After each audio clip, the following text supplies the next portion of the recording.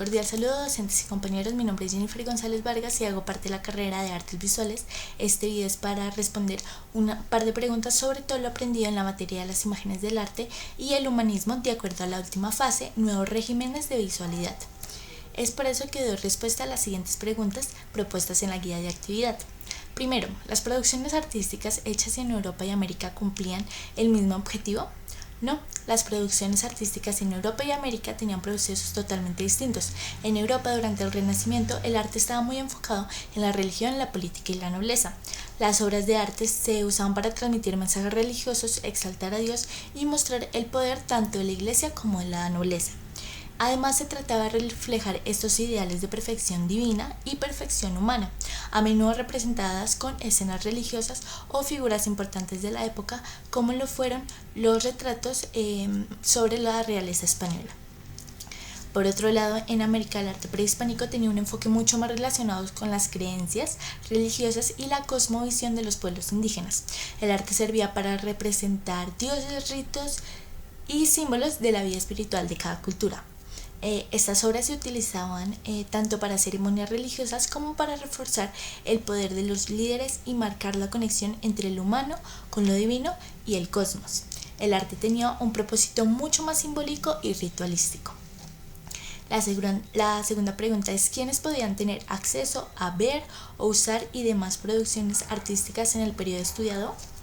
En Europa las iglesias y catedrales eran lugares públicos donde el pueblo, la gente, podía ver las obras de arte, principalmente las religiosas.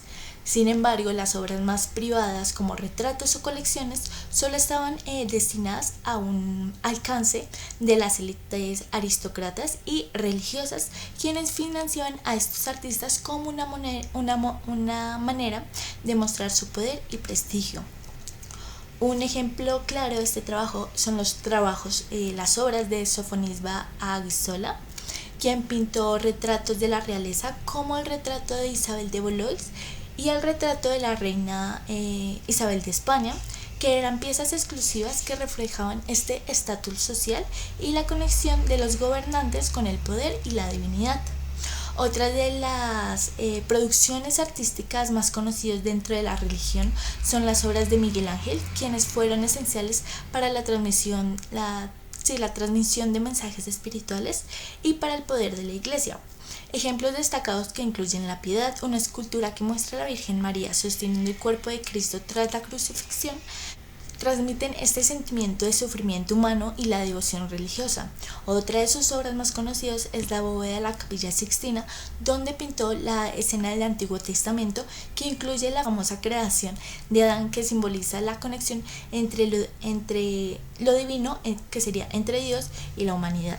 Estas obras no solo tienen este propósito decorativo, sino que servían también para educar a los fieles. Por otro lado, en la América prehispánica, aunque los monumentos y las esculturas eran visibles para todos, solo los gobernantes, sacerdotes y personas con altos conocimientos entendían su simbolismo. El arte no solo era decorativo, sino que se integraba más en rituales, ceremonias sociales y políticas. Por ejemplo, en la cultura azteca, la piedra del sol y los códices aztecas eran representaciones complejas de que solo se podían comprender completamente las élites, es decir, sacerdotes y gobernantes de alto nivel, quienes interpretaban estos mensajes cósmicos y políticos detrás de estas imágenes. También estaban las máscaras funerarias y la escultura de Coyolxauhqui, que tenían un profundo significado religioso y político, ya que eran usados en ceremonias relacionadas con la muerte y la conexión entre los dioses. Si nos vamos un poquito más cerquita, aquí en Colombia, la cultura muisca, los objetos como la balsa muisca, las máscaras ceremoniales eran accesibles solamente para las élites, quienes los utilizaban en rituales y ceremonias. Además, los collares y adornos de oro y los poporros eran símbolos de poder y riqueza, y su uso era exclusivo para los gobernantes, que los usaban en contextos tanto religiosos como ceremoniales. En ambos casos, tanto en Europa como en América, el acceso al arte y el simbolismo era determinado por el estatus social y el conocimiento religioso o político. La tercera pregunta es: ¿el poder siempre está vinculado a las producciones artísticas del periodo? Sí, el poder siempre estuvo vinculado en el arte en Europa y América, donde funcionó como una herramienta para consolidar la autoridad y el prestigio. En Europa, la realeza, las iglesias financiaban obras durante el Renacimiento para demostrar su poder y conexión con lo divino, utilizando el arte para reforzar el control social y las jerarquías. En América, las culturas prehispánicas como los aztecas o los incas emplearon monumentos y esculturas para legitimizar la autoridad de los gobernantes como intermediarios entre los dioses y los humanos. En estos dos casos, el arte sirvió para afirmar y perpetuar el poder. Y finalmente, la última pregunta es: ¿qué nos permite saber que una obra de arte estaba relacionada con el poder? ¿Acaso será su materialidad, sus símbolos, la temática que desarrolla? El arte durante este periodo estuvo estrechamente ligado al poder en Europa y en América, reflejándose en materiales, símbolos y temáticas. Por un lado tenemos a Europa el uso de mármol, oro, piedras preciosas, creo que óleos. En catedrales, esculturas, pinturas, frescos, etc., mostraban las riquezas de la iglesia y los nobles, reforzando su autoridad y conexión con lo divino.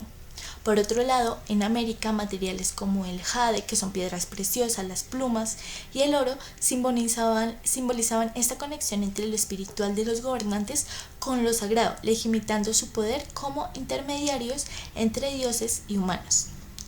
En ambos contextos, los símbolos y temáticas como escenas religiosas en Europa o figuras sagradas en América consolidaron el control social y las jerarquías de las élites. Gracias por su atención.